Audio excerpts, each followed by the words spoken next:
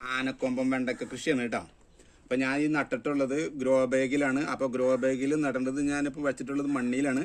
അപ്പം മണ്ണിയിലും വെക്കാം, ടെറസിൻ്റെ മേലെ വളർത്തുന്ന ആൾക്കാർക്കും ഉപകാരമായിട്ട് ചെയ്യാൻ പറ്റും കേട്ടോ. അപ്പോൾ ഇത് ഞാൻ വെച്ച് കുരു നട്ടതിന് ശേഷം 15 ദിവസം കഴിഞ്ഞതിന് ശേഷം മുളച്ച് വന്നതിന് ശേഷം ഒരു ചാണപ്പൊടി ഇട്ട് കാഞ്ഞിട്ട് കുറച്ച് മണ്ണിട്ട് മൂടിയിട്ടുണ്ട്.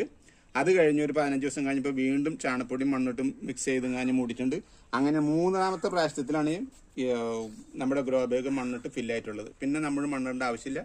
ഇതേമാതിരി വെണ്ടക്കായ നമുക്ക് എപ്പോഴും ഉണ്ടായിക്കൊണ്ടേയിരിക്കും. അത് കഴിയുന്നതുവരെ സുഖസുന്ദരമായിട്ട് നമ്മുടെ അടുക്കളയിലേക്ക് പാചകം ചെയ്ത് എടുക്കാൻ പറ്റുന്ന ഒരു ഉപകാരപ്രദമായിട്ടൊരു വെണ്ടക്കായാണ് കേട്ടോ. എളുപ്പത്തിൽ വളം എന്ന് പറയുന്നത് മെയിനായിട്ട് ചാണപ്പൊടിയാണ് കേട്ടോ.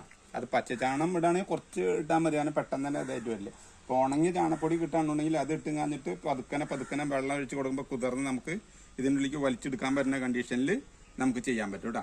ഞാൻ ഉണങ്ങിയ ചാണപ്പൊടി ഇട്ടിട്ടുണ്ട്. അല്ലാന്നുണ്ടെങ്കിൽ ഉണങ്ങിയ ചാണപ്പൊടി വെള്ളത്തിലിട്ടിട്ട് ആ വെള്ളം ആഴ്ചയിൽ ഒരു 2 പ്രാവശ്യമെങ്കിലും ഒഴിച്ചാലും മതിയാകും. അപ്പോഴും നല്ല ഇതായിട്ട് തന്നെ വരും കേട്ടോ. അപ്പോൾ ഇതേമാതിരി നമുക്ക് വെണ്ടക്കായ ഉണ്ടായിക്കൊണ്ട് ഇരിക്കണം. എപ്പോഴും നല്ലതല്ലേ. ഇതേ അടുക്കളയിൽ നിന്ന് ഇങ്ങോട്ട് ഇറങ്ങുക, ഇത് പൊട്ടിക്കുക, നമുക്ക് കൊണ്ടുപോയി കറി വയ്ക്കുക. അത് ഏറ്റവും നല്ലൊരു കാര്യമല്ലേ.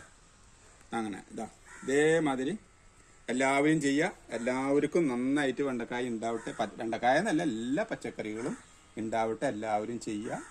അങ്ങനെ അവനവനെ കൊണ്ട് പറ്റണ ഒരു ചെടി നടാൻ പറ്റണമെങ്കിൽ ഒരു ചെടി നടുക. നമ്മുടെ ശരീരം നമ്മെ രക്ഷിക്കുക.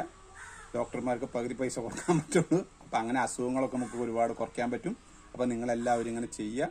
അത്രേ എനിക്ക് നിങ്ങൾക്ക് പറയാനുള്ളൂ. വെണ്ടക്കൃഷി ചെയ്യാൻ ഏറ്റവും എളുപ്പമാണ്. അപ്പോൾ ഈ ചെറിയ വീഡിയോ എല്ലാവർക്കും ഇഷ്ടപ്പെട്ടു എന്ന് ഞാൻ വിചാരിക്കുന്നു കേട്ടോ.